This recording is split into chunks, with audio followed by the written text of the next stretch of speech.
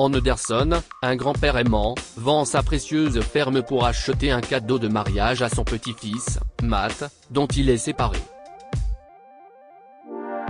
Lorsque Matt ouvre le paquet cadeau 2 ans plus tard, il s'agenouille en larmes et se précipite sur la tombe de son grand-père, le suppliant de lui pardonner. Anderson attendait à l'extérieur du bar, ses yeux en larmes brillaient sous les lumières de la salle. Il avait le cœur brisé de ne pas être invité à l'enterrement de vie de garçon de son petit-fils Matt. Et voilà ma dernière nuit de liberté. Santé, les gars.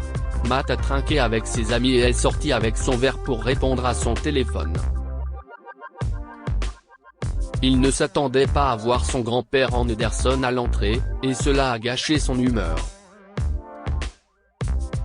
Il a crié, « Toi? Que fais-tu ici? Merde. La sécurité. Qu'est-ce que ce vieil homme fait ici? Escorte-le dehors. » 2 hommes s'approchent d'Anderson et le forcent à sortir, le laissant seul dans la rue. L'homme de 74 ans était blessé à l'intérieur en traversant la rue. Il s'est exclamé, « Avance, Andy. La maison de grâce est juste à côté. Elle te pardonnera. Cela fait 24 ans que… » Grace était la fille unique d'Anderson, qu'il appelait papa il y a 24 ans, jusqu'au jour où elle lui a crié dessus, « Va-t'en, papa, et s'il te plaît, ne viens plus me voir. Ton visage me dégoûte. S'il te plaît, reste loin de mon bébé et de moi », ce sont les derniers mots qu'il a entendus de sa bouche. Anderson n'a pas abandonné et n'a jamais demandé le pardon de Grace. Mais chaque fois qu'elle le voyait sur le pas de sa porte, elle lui claquait la porte au nez et le maudissait jusqu'à ce qu'il s'en aille, en larmes et le cœur brisé. Anderson savait ce qui se passerait s'il se rendait à nouveau chez sa fille. Il était déterminé à lui rendre visite pour calmer la tempête dans leur relation, mais ce n'était pas si facile. Grace était furieuse chaque fois qu'elle voyait son père sur le pas de sa porte. Elle criait, « Pourquoi es-tu encore venu? Je ne veux pas que tu viennes ici. Mon fils se marie demain, et je ne veux pas que tu sois là. Tu ne fais pas partie de notre vie, et mon fils te déteste. » Anderson avait envie de pleurer. Son cœur était sur le point d'éclater. « Ma fille, je veux assister au mariage de mon petit-fils. C'est son jour spécial, et je veux le voir se marier. C'est mon droit en tant que grand-père. S'il te plaît, permets-moi d'assister à son grand jour, ma chérie, » a dit Anderson en croisant les mains. Mais Grace, très en colère contre lui a claqué la porte au nez. « Sors et ne reviens jamais. Je ne veux plus voir ton visage. Va-t'en » a-t-elle crié. Anderson s'en va en regardant une dernière fois la maison de Grace. Grace était loin de se douter qu'elle ne reverrait jamais son père bien-aimé. Le lendemain, Matt était le plus heureux des hommes. C'était le jour tant attendu de son mariage. Il avait hâte d'épouser sa petite amie de longue date, Madison, et il était plus charmant que jamais dans son costume grisâtre. Alors que Grace épingle une broche sur sa veste, elle s'inquiète de voir son père arriver à l'improviste et ruiner leur bonheur. Elle a jeté un coup d'œil dehors pour s'assurer qu'Anderson n'était pas venu. « Grand Dieu, il n'est pas là », soupire-t-elle et elle part avec son fils pour l'église. Tout au long de l'événement, Grace était agitée. Elle ne voulait pas que son père vienne et gâche la cérémonie. Heureusement pour Grace, il n'est jamais venu. Les jeunes mariés sont retournés à la maison du marié lorsque le mariage était enfin terminé. Matt était occupé à déballer tous ses cadeaux ce soir-là lorsqu'un paquet cadeau a attiré son attention. Une note dessus disait « Félicitations, mon cher. Avec amour, grand-père en ne dit point ». Matt était furieux, et il en a parlé à sa mère. Jette cette chose, a-t-elle dit. Matt a jeté le cadeau, et il a atterri sur une étagère. Je suis sûr qu'il a dû l'envoyer par quelqu'un qui a besoin de son cadeau quand on n'a pas besoin de lui. Grace et Matt ont oublié le cadeau au cours des 2 années suivantes. La présence et l'amour d'Anderson pour eux n'avaient pas d'importance pour eux. Il n'était qu'un rappel constant de ce qu'il avait fait à Grace 24 ans auparavant, ce qui l'agaçait encore plus chaque fois qu'elle y pensait. Matt, quant à lui, ne connaissait pas le contexte général de ce qui s'était passé entre sa mère et son grand-père. Il croyait aveuglément sa mère chaque fois qu'elle lui remplissait les oreilles de mots négatifs sur son grand-père. Ton grand-père n'était pas un homme bon. S'il te plaît, reste loin de lui. Il ne nous mérite pas. Il me déteste tellement qu'il n'est jamais venu à mon mariage, mon fils, disait-elle souvent à Matt. Mais elle n'a jamais révélé toute la vérité à son fils sur la raison pour laquelle son père n'a pas assisté à son mariage, il y a 24 ans.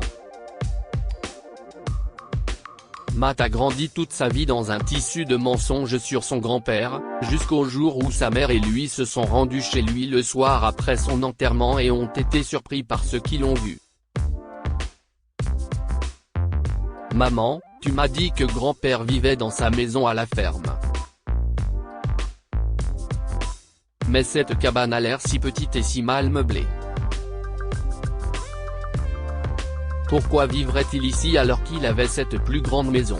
A demandé Matt à Grace. Elle était aussi confuse. Ils ont regardé autour de la minuscule cabane d'Anderson et ont trouvé des photos de Matt de différents âges. Il s'est avéré qu'Anderson avait pris ces photos sans que Matt le sache. Oh mon Dieu! Cette photo date de l'époque où j'ai obtenu mon diplôme.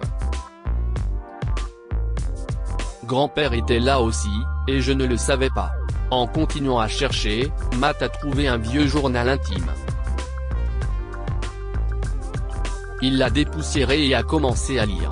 Ses yeux ont laissé place aux larmes qui ont commencé à couler, et son visage rougissait de colère quand il s'est précipité vers sa mère et lui a demandé « Maman, réponds-moi.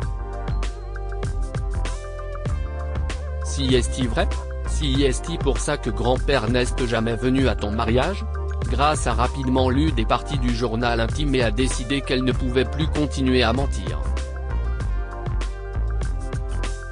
Elle a avoué, « Fils, j'étais follement amoureuse de ton père, et ton grand-père essayait sans cesse de me convaincre de changer Davis et de quitter ton père. Il croyait que ton père était un menteur. J'ai invité ton grand-père à mon mariage, mais il a refusé de venir. J'avais honte quand il n'y avait personne pour me conduire à l'hôtel. À la dernière minute, le père de ma meilleure amie a proposé de le faire pour moi. Je me suis senti si abandonné et blessé par mon propre père. Je n'ai pas pu pardonner à ton grand-père, et j'ai commencé à le détester. Il s'est avéré que les prédictions d'Anderson sur son gendre étaient vraies. Ce type était en effet un menteur. Il avait quitté Grace quand elle avait révélé sa grossesse. Il l'avait épousée pour son argent, et quand il a appris qu'Anderson avait rayé Grace de sa vie, il l'a quittée pour ne plus revenir. Je n'arrivais pas à accepter la vérité. ton grand-père a essayé de m'aider, mais j'étais toujours blessé par ce qu'il avait fait. Je me suis senti mal de toutes parts et je l'ai coupé de ma vie comme il l'a fait pour moi. J'avais peur qu'il se moque de moi parce qu'il m'avait averti et qu'il me dise en face qu'il avait raison, a pleuré Grace. Matt a fondu en larmes et se souvient du cadeau de mariage d'Anderson. Il est sorti en courant pour le trouver, mais il a eu encore plus de regrets après avoir découvert ce que c'était. Oh mon Dieu, grand-père. Je suis désolé de t'avoir fait ça. Matt a pleuré en déballant le paquet cadeau poussiéreux et a trouvé une note à l'intérieur, ainsi que des documents et un trousseau de clés. Mon petit-fils, je te souhaite une vie de couple heureuse pendant de nombreuses années. Que tu puisses vivre tes rêves et travailler dur pour les réaliser. Je sais que tu as toujours rêvé d'ouvrir un restaurant. Alors, voici la clé et les documents d'un nouveau bâtiment que j'ai acheté pour toi. Santé, cher petit-fils. Et bonne chance avec ton nouveau business. Avec amour, grand-père Andy. Il s'est avéré qu'Anderson avait vendu sa précieuse ferme pour acheter un immeuble de luxe pour Matt afin qu'il puisse y ouvrir son restaurant. Matt s'est mis à genoux et a pleuré. Anderson a mentionné dans son journal que cette ferme était ce qu'il avait de plus cher. Matt se souvient avoir lu « Ma ferme m'a sorti de mon chagrin. Elle m'a motivé à travailler dur et à élever ma fille après la mort de ma femme pendant l'accouchement. Ma ferme n'est pas seulement de la terre et de la pierre. Si y est une partie de moi. Je l'ai vendue pour pouvoir réaliser ton rêve, mon cher petit-fils. » Quelques mois plus tard, Matt ouvrait un restaurant de luxe et le nommait en l'honneur de son défunt grand-père Anderson. Il se rendait sur la tombe de son grand-père tous les jours après le travail avec ses fleurs blanches préférées. Le fait qu'il n'ait appris à connaître son défunt grand-père qu'à travers un vieux journal intime le tourmentait. Matt et sa mère regrettaient d'avoir pris Anderson pour acquis. Ils ont espéré et prié pour qu'il leur pardonne, mais ils savaient qu'il était trop tard. Que pouvons-nous apprendre de cette histoire? La vie est trop courte pour se battre pour un passé douteux. Pardonnez quand vous le pouvez. Grace n'a jamais pardonné à Anderson de ne pas être venu à son mariage.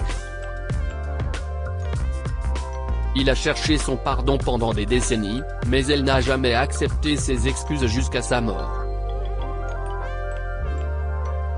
Aimez et honorez vos proches tant qu'ils sont encore en vie. Grace et Matt en voulaient à Anderson et ne lui ont jamais donné l'occasion de faire partie de leur vie.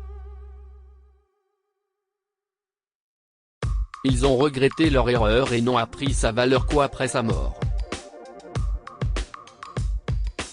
Partagez cette histoire avec vos amis. Elle pourrait égayer leur journée et les inspirer. Si vous avez aimé cette histoire, vous aimerez peut-être celle d'un grand-père ému aux larmes après avoir découvert que son petit-fils porte le même prénom que lui. Abonnez-vous à Mon Mama sur Google News.